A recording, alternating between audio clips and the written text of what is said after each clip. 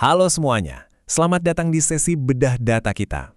Hari ini kita bakal langsung bongkar laporan inflasi terbaru bulan April 2026 dari BPS. Kalian pasti sering kan dengar headline soal inflasi yang bikin panik, kayak, wah dompet bakal makin tipis nih.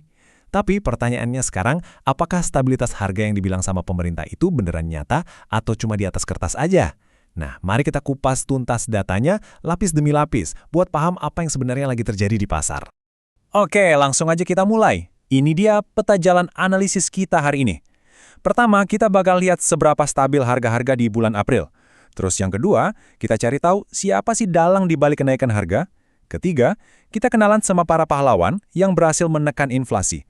Dan terakhir, nah ini yang paling penting, kita harus waspada sama efek rambatan ke depannya. Dari angka yang kelihatannya aman sampai ke peringatan tersembunyi buat dompet kita. Masuk ke bagian pertama, stabilitas harga bulan April. Gambaran makroekonomi yang, cukup bikin kita bernapas lega. Coba lihat angka ini, 0,13%.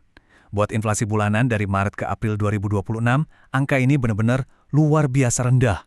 Ibaratnya kenaikan pengeluaran harian rumah tangga kita nyaris nggak kerasa. Bayangin aja di tengah semua berita soal ekonomi yang bikin was-was, angka ini ngasih kita semacam rasa lega, ya kan? Dompet kita masih aman. Nah, kalau kita tarik sedikit lebih luas ke inflasi tahunan atau year over year, angkanya ada di 2,42%. Jujur aja, ini posisi yang sangat nyaman dan masuk banget di dalam rentang target pemerintah. Jadi secara gambaran besar, pergerakan harga barang dan jasa yang biasa kita beli sehari-hari itu masih sangat terukur dan pastinya terkendali. Buat ngasih gambaran yang lebih nyata, bayangin indeks harga konsumen itu kayak keranjang belanjaan bulanan kalian. Nah, dari bulan Maret yang angkanya di 110,95, keranjang ini cuma bergeser sedikit banget ke 111,09 di bulan April. Memang sih, ada sedikit tambahan biaya waktu kita bayar di kasir. Tapi tenang aja, peningkatannya ini masih sangat wajar kok. Oke, sekarang kita masuk ke bagian kedua, dalang kenaikan harga. Jadi, barang apa aja sih yang sebenarnya narik angka inflasi ini ke atas?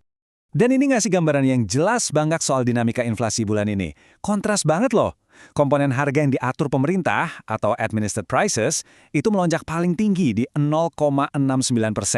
Terus inflasi inti naik wajar di 0,23%. Tapi yang bikin kaget, komponen harga bergejolak atau volatile prices malah turun drastis. Deflasi sampai minus 0,88%. Kok bisa gitu? Mari kita bedah satu-satu siapa dalang utamanya. Ternyata sektor transportasi itu yang paling berat ngebebanin kita bulan ini. Dia ngasih andil terbesar ke inflasi umum, yaitu 0,12% dari total inflasinya yang 0,99%. Penyebab utamanya, tarif pesawat dan bensin.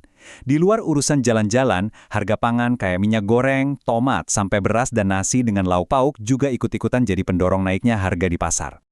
Tapi tunggu dulu. Kita masuk ke bagian ketiga, pahlawan penekan inflasi. Kalau ada yang bikin mahal, pasti ada dong komoditas yang jadi penyelamat dompet kita.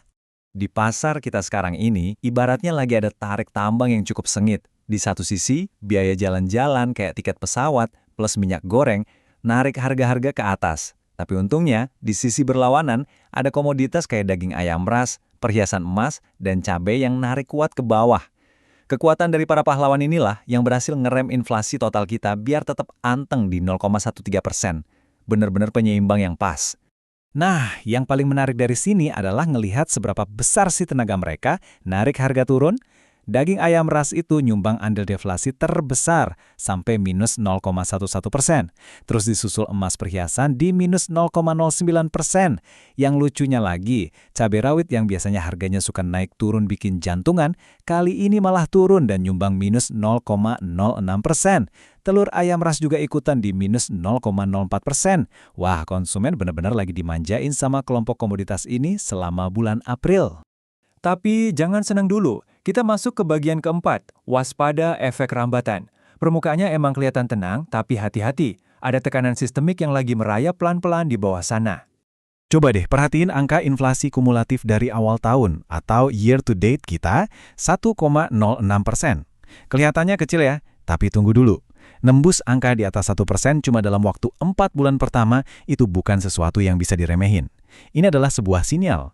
Ada tren kenaikan harga yang perlahan, tapi pasti mulai merangkak naik. Buat negasin poin ini, kita dengerin pandangan dari ekonom senior Indef, Tauhid Ahmad. Beliau bilang, itu perlu diwaspadai karena yang non-subsidi kan naik. Efek rambatannya masih kecil-kecil, tapi sudah mulai. Nah, analisis ini jadi pengingat penting banget buat kita.